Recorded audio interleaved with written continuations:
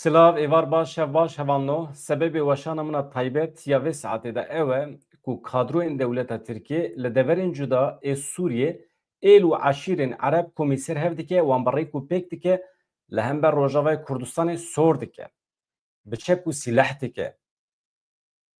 Ev nûçeyeke taybet hevanno hin dîmen ketine destî me dixwazim dîmen bu ara parve bikim paşê jî li ser hin şîrovayan bikin. Wextê ku em dibêjin dewleta Tirkiye bi rêveberiya AKP li hember Rojavayê Kurdistanê di nava planên qirêj de ye em tiştek dizanin em dibêjin.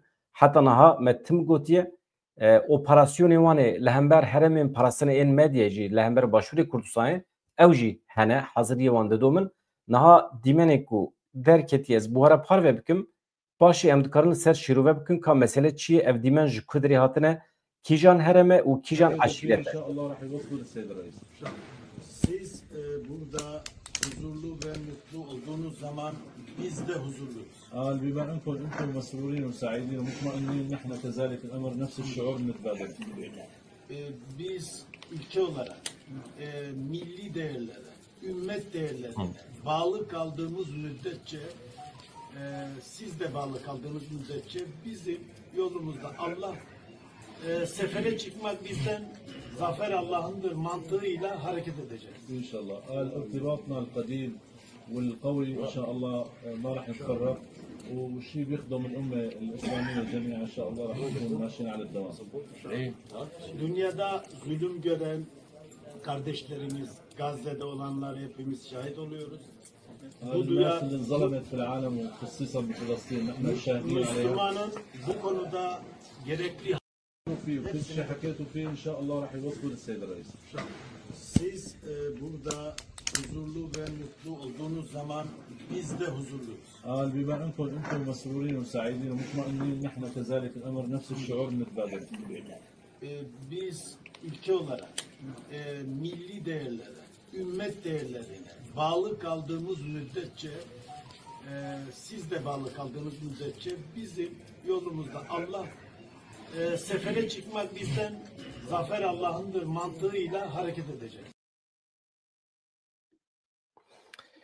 Yani çiye dava çıtkın hevanno basa kîjan seferê dikin sefera çi ye êl û eşîrê Ereb ra dibêje li ser bengeha ol bawerî ümmet eger hûn amade bin hûn bikevin seferê em jî eger li ser eynî bawerî bin serkeftina ku em bi dest nexin tune ye li hember çi serkeftinê bi dest dixî yani ji bilî Kurdan ji bilî Rojavayê Kurdistanê kîjan serkeftine yani ev êl û eşîrên Ereb tu radbî li hember İsraîlê bi rêk û pêk dikî asla ev herem hevanno dêre zor e. Anha ev eşîretê ku hûn behs dikin hûn dibînin li ser ekranê ev dêre zor e ez ji we re bêjim kîjan eşîretê jî ev eşîreta ku anha em behs dikin eşîreta Egeda de li dêre zor e ev kadroyên AKP'yê ne çûne wê derê yek bi yek êlan kom dikin êl û eşîran tînin cem hev behsa cîhadê dikin behsa seferê dikin sefera eskerî û li ser bingeha ümmetê ümmeta İslamê yani mîna ku milletê Kurd İslam nebe mîna ku çûbe ser küfrê li hemberî wan cîhad îlan dikin ev herema ku em behs dikin a dêre zorê hevanno du dêre zor hene yek aliyê rastê îfratî yek aliyê çepê îfratî yani Rojava û Rojhilatê îfratî heremekî dibin kontrola Qesê de daye heremê din dibin kontrola hikûmeta Şamê de ye kadroyên dewleta Tirkiye ku niha ji bilî Rojavayê Kurdistanê hemî heremên din ji xwe re kirine weke hêlîn digerin li gor dilê xwe diçin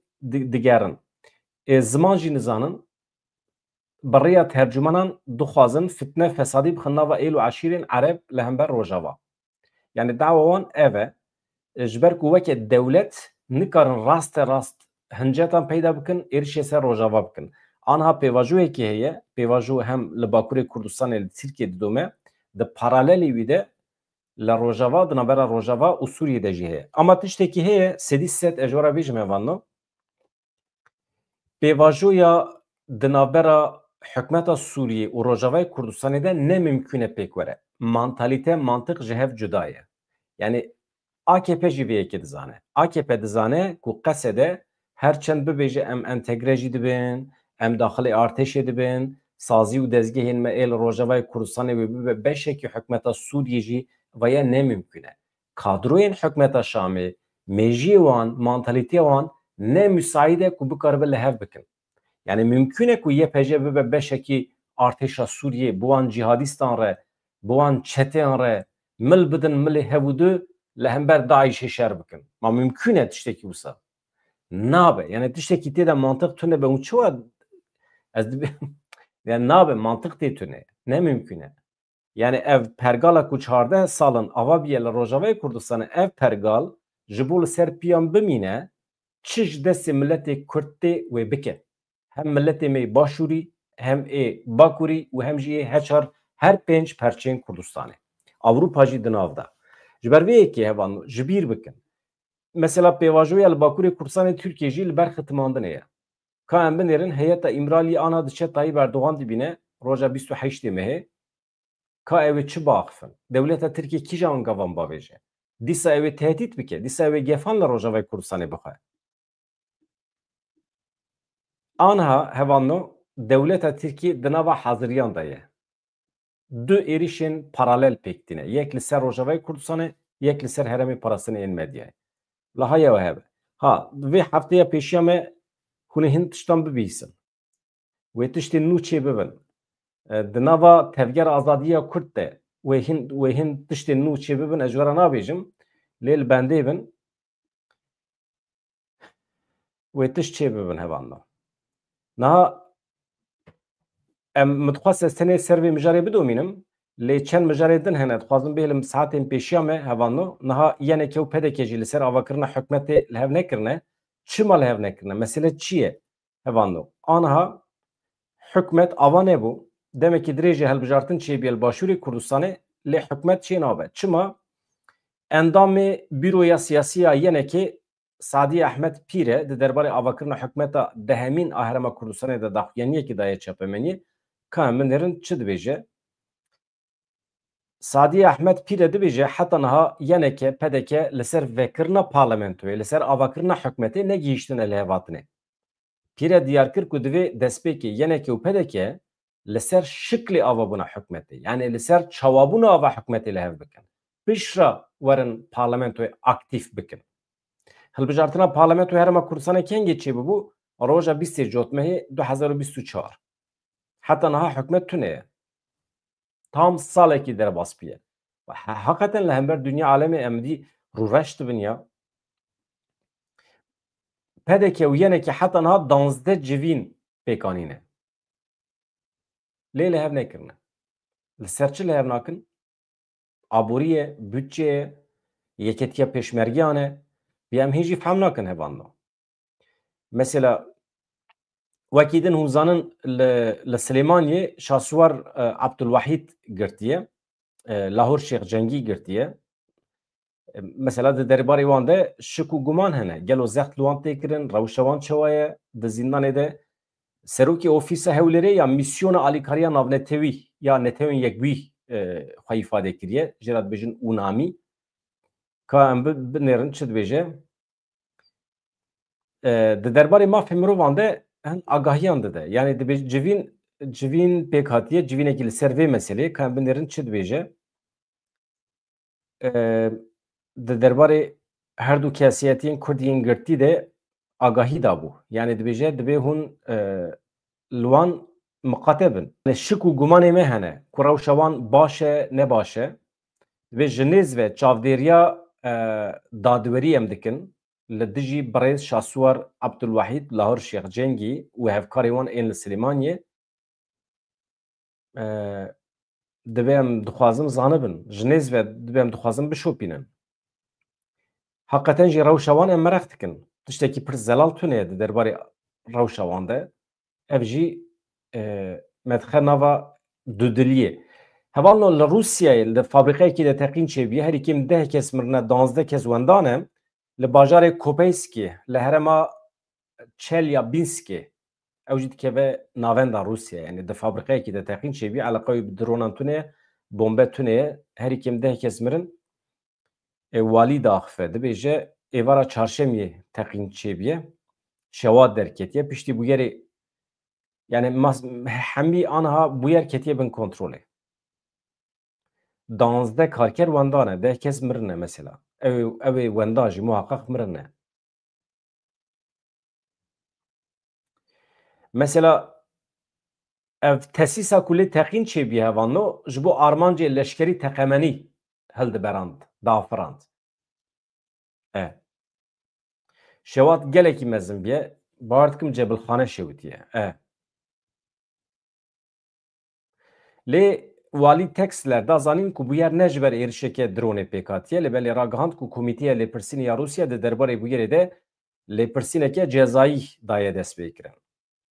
Mesela li Ukraynayê jî rezalet rewş heye, hevano rewşekî rezalet heye. Êriş hê jî dido min, Rûsya êriş dike, Ukrayna êrişê hev dikin. Mesela sırf dawiya nûçê ji were bixwînim, dawiya nûçê çi qas û bibînin êşa şer çi qas mezin e. Dewleta Tirkiye jî yani xwe ji şer nade alî. Ukraynayê bi qasî 1000 cenazê xwe ji Rûsya teslîm kirt.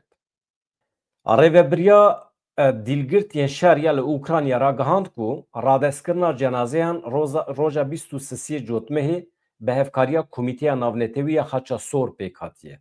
Yani îro pêk hatiye. Çi qas hejmara wan çi qasî em nizanin, lê tiştekî hem dizanin 1000 cenaze beriya demekî teslîm hatibû girtin. Mesela di destpêka Cotmehê de Moskov, Kievê bawekî berdelî 385 însan ê ku dîl girtibûn li hev guherandin. Wekî din Volodymyr Zelenskî ragihand ku zêdetirî 46,000 esker di şer de mirine heta niha. Bi 10,000 eskerê din jî wendan e, yan jî dîl hatine girtin, esîr hatine girtin. Medyayên wekî BBC, Medya Zona ragihandine ku di nava 3 salan de 3 sal û nîv çêbûye şer dest pê kiriye. 335,000 eskerên Rûsyayê mirine. Belkî zêdetir be jî. Çima Ukranî û Rûs kuzenê hevin. Xizm û eqrebayê hevin. Çima hevan da. Mesele ev e. Li Efrînê mesela. Ya Efrîn hevanno anha dagirkiriya ji aliyê dewleta Tirkiye ve ew jî beşekî ji vê mesela pêvajoyê ye. Mesela çima Efrîn nabe îşaretê niyeta pak ya dewleta Tirkiye. Çima însanekî baqil nabêje ji dewleta Tirkiye re ya madem ki hûn nava pêvajoyê dane bi Kurdan re ya qet nebin li Efrînê ya Efrînê teslîmê Kurdan bikin ya ji vekişin wekî niyetekî pak. Bila bibe wekî her du taxên li Helebê, bila wekî perçeyekî Rojava be.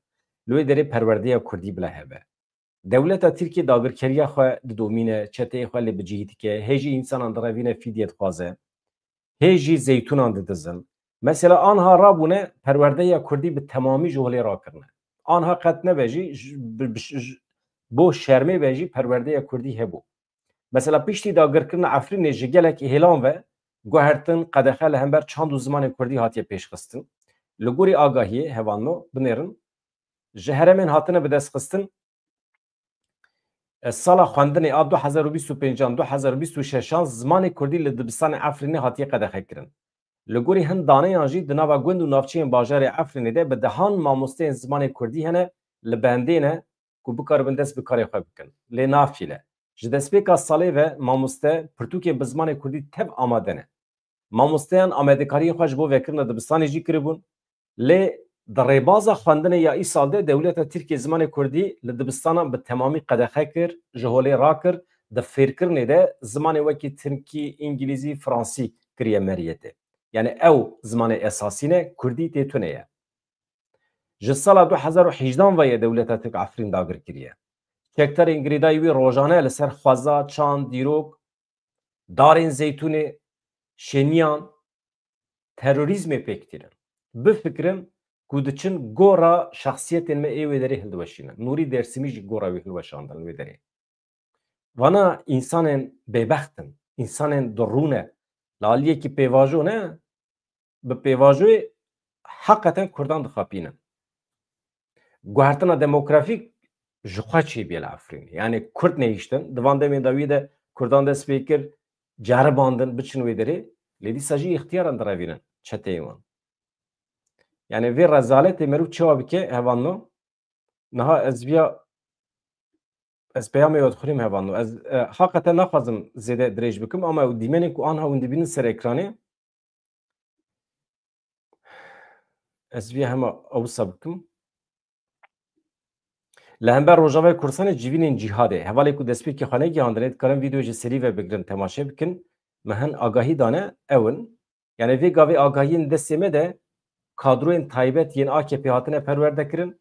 Wisa ehmeqin qet nebe kadroyên AKP'yî ê erebî zanin biçûne herêmê. Ew jî tune ye. Yani ji mêjiyê xwe ve jî seqetin bi rêya tercüman diçin nava êl û eşîrên ereb ne çanda wan ne kültûra wan fehm dikin. Diçin wê derê ereban basa cihad dikin li hember Kurdan. Basa yeketiya ümmetê dikin li hember Kurdan. Rewşekî wisa heye. Êdî niyeta wan de berfirekirina Tirkî heye, vegerandina pergala Osmanî heye, hemî xeyalin. Tiştekî wisa tune ye. İş û karê wan tunekirina Kurdan e, xirabkirina pergalê ye. Hevan no. Niha ez diçim hinek amedekariyan dikim. Li Efrînê rewş rezalet e anha. Biçim hinek amedekariyan bikim. Hin tiştên nû hene. Dixwazim ji we re amade bikim hevan no. Vê gavê ez vîya ewsa ji we re bihêlim. Meqseda min ew bû ku anha di vê saetê de ez behsa çûna kadroyên AKP'yî ên Tirk bikim ê ku çûne dêre zorê herêmên cuda ên li Sûriyê. Ji ber vê yekê digotin. Mesela Hakan Fidan wê rûyê derketiye dibêje deverên herêmên ku lê ereb hene bila YPG ji wê derê vekişe. Mesela. Ya qet nafikire ew deverên ku behsa ereban dike zarokê wan ewladê wan di nava Qesedê dane. Qesede ji wan pêk tê. Qesede pergalekî wisa ava kiriye, Rêveberiya Rojavayê Kurdistanê pergalekî wisa ava kiriye, Kurd wê derê bi rêva nabin. Ereb di nava rêveberiya xwe serdane. Ew bûne rêveber, ew bûne siyasetmedar, ew bûne şaredar. Ewladê wan di nava Qesedê de heye. Dewleta Tirkî ji vê mantiqê fehm nake. Ji wan wetirê wextê ku merov diçe derekî dixe bin kontrola xwe merov kadroyê xwe dişîne wê derê ya merov waliyê xwe dişîne wê derê tiştekî wisa tune ye. Bila Tirk werin medeniyetê fêr bibin ka milletên dêre zorê çawa xwe bi rêve dibin. Ê reqa, tebqa ê ku qismekî hesekê çawa xwe bi rêve dibin. Ereb bi xwe xwe rêve dibin. Tirk pêdiviya Tirkan heye medeniyetê mirovahiyê ji Kurdan fêr bibin. Kurd nedagirkirin. Kurd ji bo parastinê diçin. Ji ber ku hestên Kurda ê xwedî derketinê heye. Ne ê talankirinê, ne dagirkirinê, ne mêtîngeriyê. Tişta ku Tirk fehm nakin ev e hevan no. Mantıqa wan û a me ji hev cuda ye. Mesela ya tê hişê we mesela ana êl min temaşe dikin Kurdin. Tê hişê we merov biçe derekî dagir bike û daîma zulm li wan bike, mêtîngerî bike, ji wan bixwe, vexwe, destayne ser mal û milkê wan, jinê wan bigire, rehîn bigire, jinê wan weke cariye bikarbîne. Mesela hûn weke Kurd dikarin vê yekê bikin. Hûn nikarin ne? Tirk dikarin. Kirine jî hê jî dikin. Ji ber vê yekê wextê hatin heşt navçê me talan kirin, Stûr, Niseybîn, Varto her dertê da wisa kirin. Çûnke hetin dolabê jinên me perîşan kirin. Naxwazim bînim bîra we. İnsanê me di jêr zemînan da kuştin. Dewleta Tirkiye xwedî mantiqekî bi vî şikliyê anha dixwaze eynî tiştî li Rojava bike, bingêha wî amade dike. Hevan no. Xatirê we silav rêz dem baş.